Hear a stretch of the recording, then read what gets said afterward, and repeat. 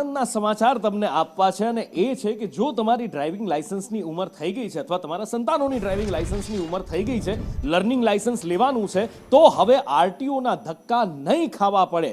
જી હા, હવે ઘરે બેઠા આ લર્નિંગ લાયસન્સ નીકળી શકશે. એક વ્યવસ્થા એવી બનાવવામાં આવી રહી છે કે નવા લાયસન્સ માટે, લર્નિંગ લાયસન્સ માટે, ખાસ અહીંયા એ ભાર મૂકીને કહું, લર્નિંગ લાયસન્સ માટે ઘરે બેઠા જ આરટીઓ આ વ્યવસ્થા કરી શકશે, કરી આપશે. કેવી રીતે, શું છે પ્લાનિંગ અને ક્યારથી અમલ, હિરેન પાસેથી જાણીએ. હિરેન, 7 તારીખ એટલે કે હવે પછીના સોમવારથી આ અંગેની કામગીરી છે તે શરૂ થશે. પ્રાથમિક તબક્કે બંને એટલે કે ઘરે બેઠા ઓનલાઈન અને જે સેન્ટર ઉપર જઈને એટલે કે આરટીઓ, એઆરટીઓ અને પોલિટેકનિક પર જઈને લર્નિંગ લાયસન્સ જે અત્યાર સુધી મળતા હતા એ પ્રક્રિયા પણ શરૂ થશે.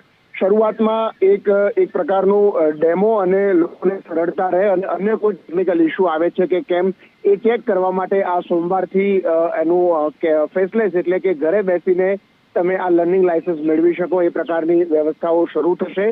પેરેલલ રૂટીન વ્યવસ્થા છે તે પણ ચાલુ થશે. કેટલોક સમય અભ્યાસ કર્યા પછી જો અન્ય કોઈ ઇસ્યુ ન આવે તો કાયમી ધોરણે લર્નિંગ લાયસન્સ છે તે ઘરે જ બેઠા લોકોને મળી રહે એ પ્રકારની વ્યવસ્થા આ વાહન વ્યવહાર વિભાગ દ્વારા કરવામાં આવી છે.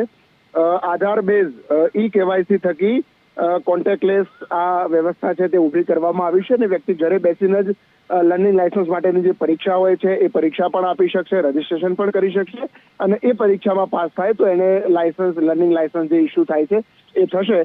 એટલે લોકોએ આરટીઓ, એઆરટીઓ અથવા તો પોલિટેકનિકમાં ધક્કા જે ખાવા પડતા હતા સમય લઈને એ હવે બંધ થાય એ પ્રકારના સ્થિતિ આ નિર્ણયથી લાગી રહી છે. કેટલોક સમય અભ્યાસ કરી અને કાયમી ધોરણે એનો અમલ કરવામાં આવશે.